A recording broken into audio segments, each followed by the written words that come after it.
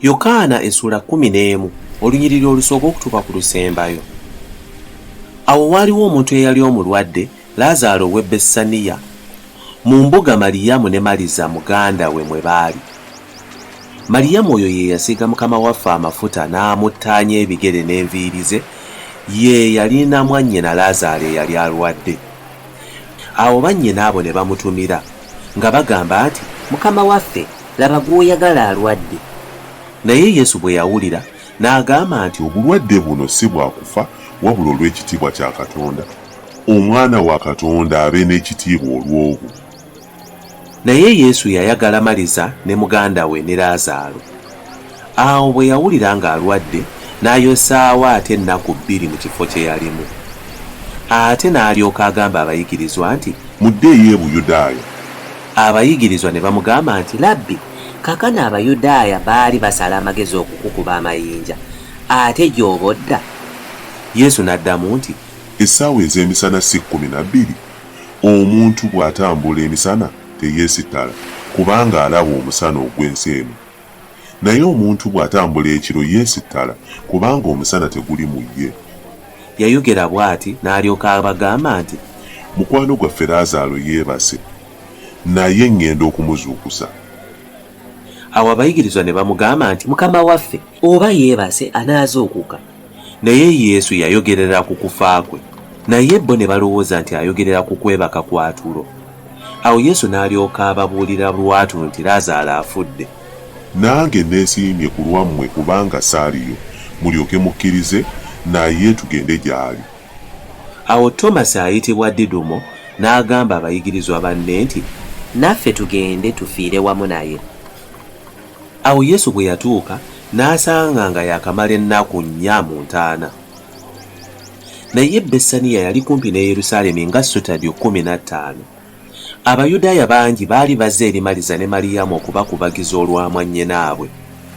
Awo Maliza bwe yawulira nga Yesu ajja n'agenda okumusisinkana, naye Maliyamu n'asigala mu nju. Awo Maliza n'agamba Yesu nti, Mukama wange, singa wali wano mwannyinaze teyandifudde. Era kaakano manyi nga byonna by'onoosaba Katonda, Katonda anaabikuwa. Naye Yesu n'amugamba nti, mwannyoko ajja kuzuukira. Maliza n'amugamba nti, manyi nti alizuukirira mu kuzuukirira okw'olunaku olw'enkomerero. Yesu n'amugamba nti, nze kuzuukira n'obulamu. Akkiriza nze, newankubadde ng'afudde aliba mulamu, na buli muntu mulamu akkiriza nze talifa emirembe n'emirembe. Okkiriza ekyo? Maliza n'amugamba nti, weewaawo Mukama wange, nze nzikiriza nga ggwe Kristo, omwana wa Katonda, ajja mu nsi. Bwe yamala okwogera bw'ati n'agenda n'ayita muganda we Maliyamu kyama ng'agamba nti, omuyigirizwa azze akuyita. Naye bwe yawulira n'agolokoka mangu n'ajja gy'ali. Yesu yali tannatuuka mu mbuga, naye ng'akyali mu kifo Maliza kye yamusangamu. Awo Abayudaaya abaali wamu naye mu nnyumba nga bamukubagiza bwe baalaba Maliyamu ng'ayimiridde mangu okufuluma, ne bamugoberera nga balowooza nti agenda ku ntaana okukaabira eyo. Awo Maliyamu bwe yatuuka Yesu gy'ali n'amulaba, n'agwa ku bigere bye n'amugamba nti, Mukama wange, singa wali wano mwannyinaze teyandifudde. Awo Yesu bwe yamulaba ng'akaaba, n'Abayudaaya abazze naye nga bakaaba, n'asinda mu mwoyo, ne yeeraliikirira, n'abagamba nti, mwamuteeka wa? Ne bamugamba nti, Mukama waffe, jangu olabe. Yesu n'akaaba amaziga. Awo Abayudaaya ne boogera nti, laba bw'abadde amwagala. Naye abamu ku bo ne boogera nti, omuntu ono eyazibula amaaso ga muzibe w'amaaso teyayinza kulobera ono kufa. Awo Yesu bwe yasinda ate munda mu ye, n'atuuka ku ntaana. Yali mpuku ng'eteekeddwako ejjinja kungulu. Yesu n'agamba nti, muggyeewo ejjinja. Maliza mwannyinawe oli eyafa n'amugamba nti, Mukama wange, kaakano awunya, kubanga yakamala ennaku 4. Yesu n'amugamba nti, sikugambye nti bw'onokkiriza onoolaba ekitiibwa kya Katonda.